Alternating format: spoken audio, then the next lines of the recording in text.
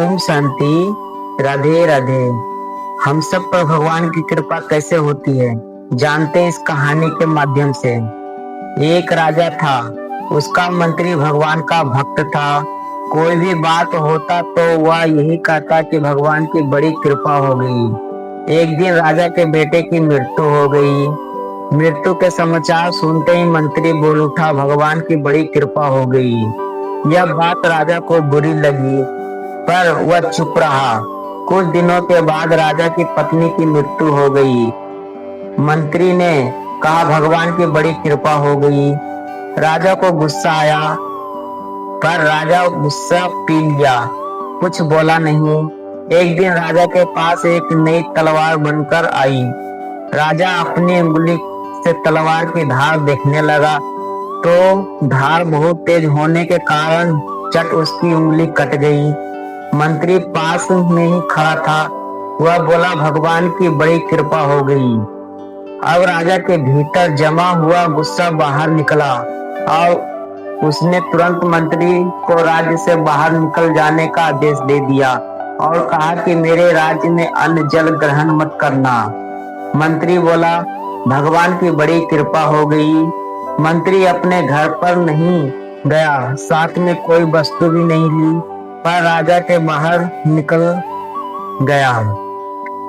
कुछ दिन बीत गई। एक दिन राजा अपने साथियों के साथ शिकार खेलने के लिए जंगल गया।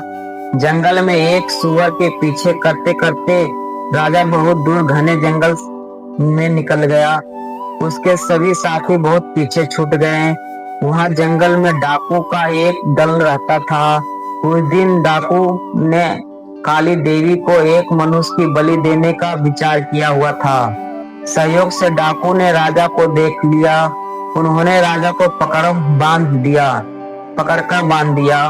अब उन्होंने बलि देने की तैयारी शुरू कर दी। जब पूरी तैयारी हो गई, तब डाकुओं के पुरोहित ने राजा से पूछा, तुम्हारा बेटा जीवित है? राजा, नहीं, वह मर गया।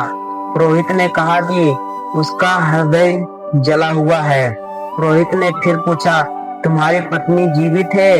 राजा बोला, वह भी मर चुकी है। पुरोहित ने कहा, यह तो आधे अंग का है, अब यह बलि के योग नहीं है, परंतु हो सकता है कि यह मरने के भय से झूठ बोल रहा हो। पुरोहित ने राजा के शरीर की जांच की तो देखा कि उसकी उंगली कटी हुई है। पुरोहित बोला, अरे यह तो अंग भंग है, बलि योग नहीं है, छोड़ दो इसको। डाकू ने राजा को छोड़ दिया। राजा अपने घर लौट आया। लौटते ही उसने अपने आदमियों को आज्ञा दिया कि हमारा मंत्री जहां भी हो उसको तुरंत ढूंढकर हमारे पास लाओ। जब मंत्री वापस नहीं आएगा तब तक मैं अन्न ग्रहण नहीं करूंगा। राजा के आदमियों ने मंत्री को ढूंढ लिया और उसे तुरंत राजा के पास चलने की प्रार्थना की। मंत्री ने कहा, भगवान की बड़ी कृपा हो गई। मंत्री राजा के सामने उपस्थित हो गया। राजा बड़े आदर पूर्वक मंत्री को बैठाया और अपनी भूल का पछतावा करते हुए जंगल वाली घटना सुनाकर कहा कि पहले मैं तुम्हारे बात को समझा नहीं, अब समझाओ। मैं आया हूँ कि भगवान की मेरे पर कितनी कृपा थी। भगवान की कृपा से अगर मेरी उंगली ना कटती तो उस दिन मेरा गला कट जाता, परंतु जब मैंने तुम्हें राज्य से निकाल दिया तब तूने कहा कि भगवान की बड़ी कृपा हो गई। तो वह कृपा क्या थी, यह अभी मेरे समझ में नहीं आया।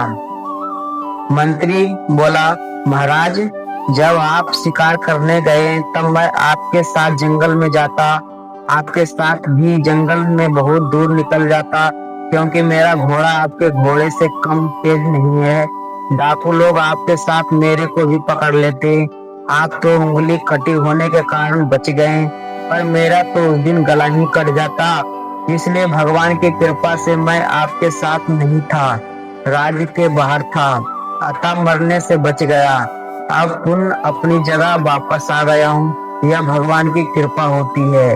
हे मेरे नाथ, हे मेरे नाथ, मैं आपको कभी नहीं भूलूं। ओम शांति। राधे राधे।